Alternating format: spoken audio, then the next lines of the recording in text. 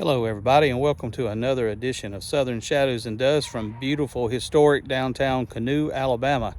We're at the Free Will Cemetery today, and we're going to take a look at the life and story of Lewis Foote Watson.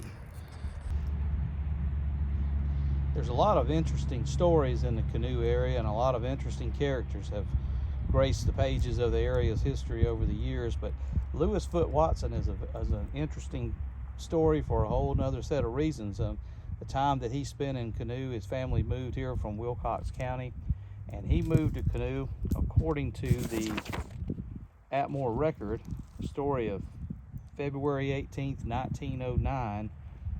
It says, Mr.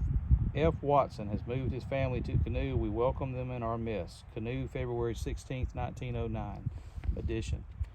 And that was when they come to Canoe. They came to Canoe and did a variety of occupations. They built the family, Foote Watson and his wife, who's buried next to him here at Canoe, Maud McMurphy Watson.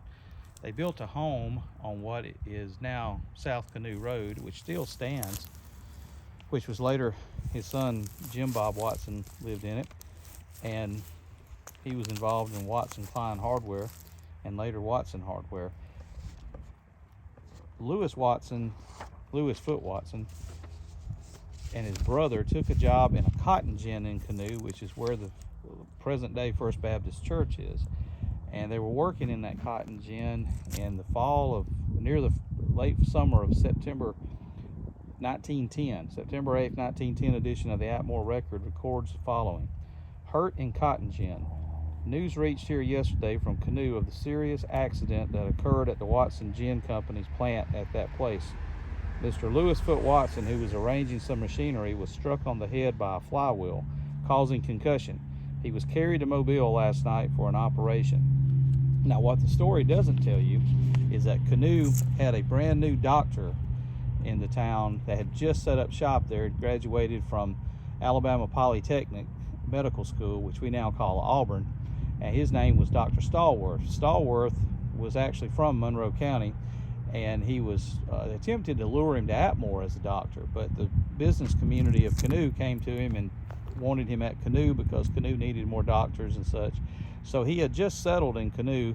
He lived near where the present day water tower was, but he got this news of Mr. Watson's condition, and so he went to Watson's house where they had brought him, and they had laid Foote Watson on his kitchen table, and this injury that he received had basically peeled the scalp back upon his head. It was basically almost scalped the poor man. And Dr. Stallworth, by light of a kerosene lantern, meticulously sewed the scalp back onto his head to get him where, I guess, so he could go on to Mobile for the surgery. Now, a story that follows later, September 29th, 1910, the Bruton Standard was covering this story.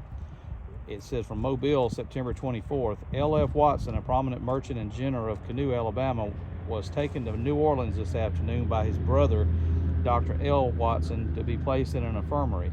Some weeks ago, he was struck in the head at Canoe by the flying portion of a clutch wheel and badly injured. His condition is precarious. An operation will be performed at New Orleans to restore his reason and health.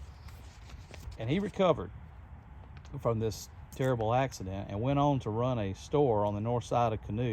For more information on this and other items of local historical interest, please purchase one of the following books at Amazon.com, Barnes & Noble, or LuluPublishing.com. Please remember to like, subscribe, and share, and thank you for watching.